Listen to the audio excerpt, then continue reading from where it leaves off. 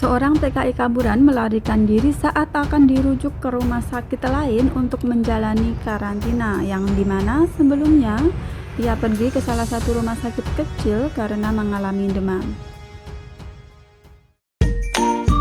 Assalamualaikum warahmatullahi wabarakatuh. Halo sahabat dunia BNI, welcome back to my channel.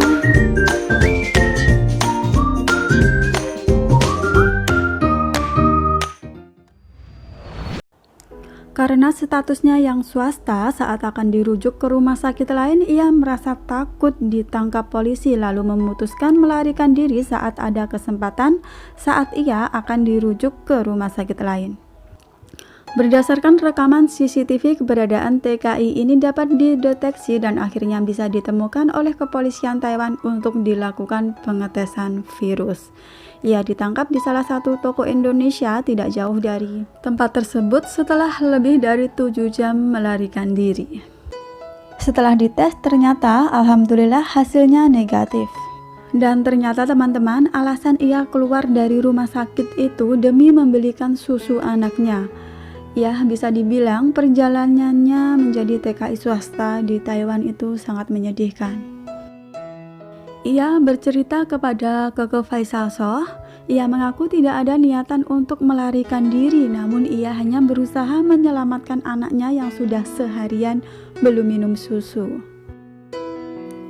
Melihat siaran langsung Faisal Soh, ia lantas menyerahkan diri dan bercerita alasan ia menuju ke toko kelontong tersebut. Menurut Faisal, ia memiliki 2 anak di Taiwan yang masih kecil dan sudah 2 bulanan ini ia tidak bekerja. Ia kebingungan untuk makan anaknya jika ia dikarantina. Namun setelah menyerahkan diri, ternyata hasil tesnya negatif dan ia memilih pulang ke Indonesia bersama 2 anak dan istrinya, namun ia tak punya biaya. Itu apa? Pokoknya nggak tahu lah. Pokoknya hasil medikalnya dia sementara dinyatakan negatif. Terus kemarin gue baru tahu alasan kenapa dia kabur lagi. Jadi setelah ngobrol ternyata masnya dia memiliki pasangan yang sudah memiliki 2 anak. Dan yang gua ngenak di hati tuh kemarin, ternyata gua dulu pernah pajang foto bayinya dia. Dan gue pernah nyamperin ke rumahnya dia. Mereka berdua, anak pertamanya lahir di rumah sakit, masih ngutang rumah sakit. Anak keduanya itu dia lahirannya di rumah. Gue sampai pada saat pergi ngeliat anaknya masih merah. Nih mas, gue kenal udah lama. Jadi dia kasih tahu gue alasan kenapa dia tuh mesti kabur lagi, karena dia masih perlu ngasih susu ke anaknya. Kondisi dia tuh ketangkep dan dia sudah nganggur sekitar 3 bulanan.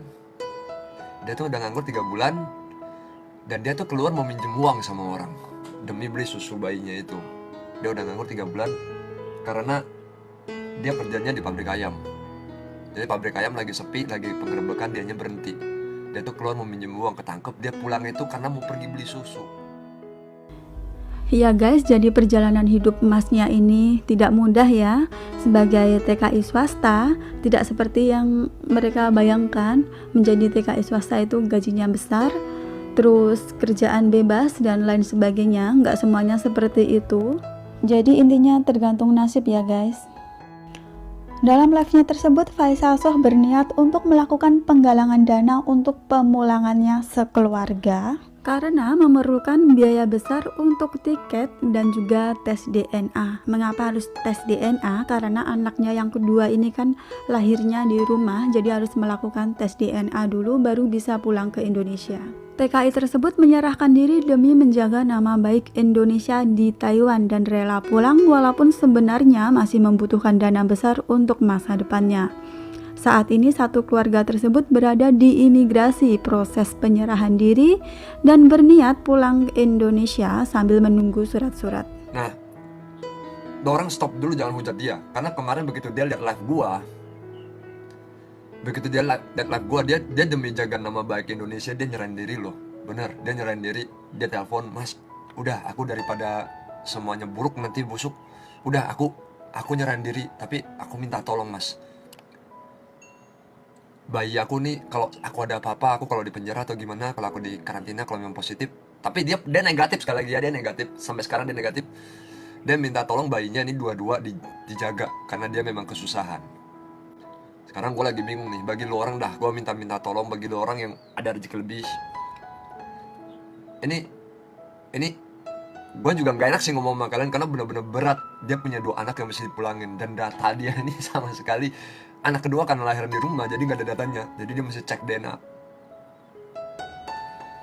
Biaya dia untuk pulang ini sangat besar sekali. Nah, soalnya nggak apa. gue cuma pengen ngomong kalau misalnya lo orang ada rezeki lebih lah. Gue bingung, gue nggak tahu mau gimana ngomong orang. Kalau bagi lo orang ada rezeki lebih, boleh ngecek apa kebenaran ini di imigrasi bagian Taipei. Bayangin, itu bayi sampai karena kelaparannya nggak minum susu sehari loh. Nggak minum susu sehari. Kemarin begitu ketemu, itu duit sama susu dikasih sama pihak imigrasi sama pihak panti sosial. Melah, sumpah gue.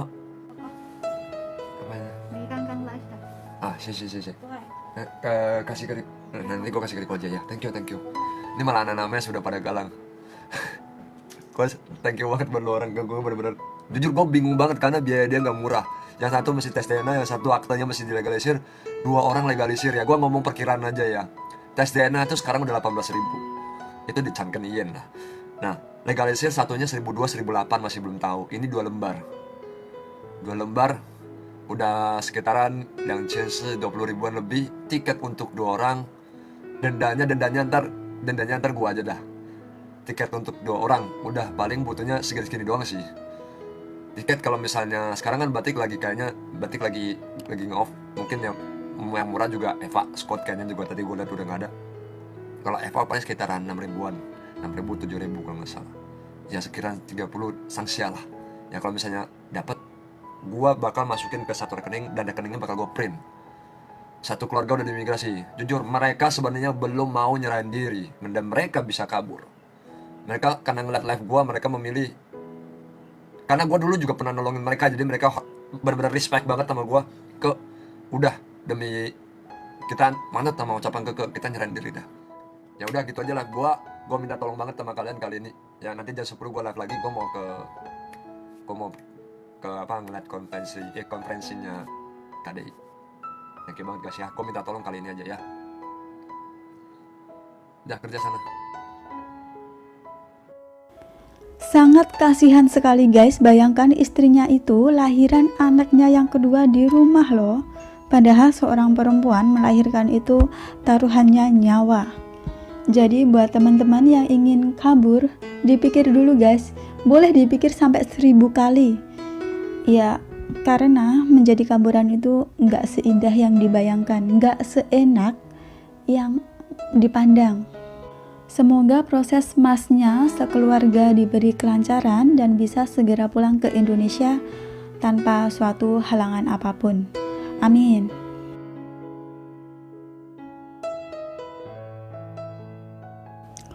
Oh ya guys, ada informasi lagi untuk para ilegal atau overstay. Amnestinya yang kemarin mulai 1 April 2020 hingga 30 Juni 2020 itu amnestinya sudah sah. Bagi yang mau menyerahkan diri tinggal datang ke kantor imigrasi setempat. Penyerahan diri secara mandiri tidak ditahan, tidak ada masa cekal untuk kembali ke Taiwan. Dan nilai denda terendah yaitu 2.000 NT dolar. Sarana menarik program ini juga dapat digunakan selama masa sosialisasi yaitu 20 Maret 2020 hingga 31 Maret 2020. Jadi teman-teman, program ini, amnesti ini sudah mulai dari kemarin ya, udah disahkan dari kemarin 20 Maret. Dan berakhir pada tanggal 1 Juli 2020 menyerahkan diri atau tertangkap. 1. Tertangkap atau menyerahkan diri akan diproses berdasarkan ketentuan yang berlaku. 2. Mengupayakan amandemen undang-undang agar hukum diperberat bagi pelanggaran batas masa tinggal. Ibu Fajar dari Ganas Community juga memberikan informasi khusus untuk yang MD mandiri dan butuh tempat tinggal plus makan free sambil menunggu proses kepulangan, silahkan hubungi Wanti Cempaka Wangi. Jadi yang mau MD bisa menghubungi akun FB dengan nama Wanti Cempaka Wangi. Juga bisa menghubungi FB Mbak Leo Amanda dengan nomor telepon 0976035984. Mbak Leo Amanda ini bisa bantu pandu lewat telepon.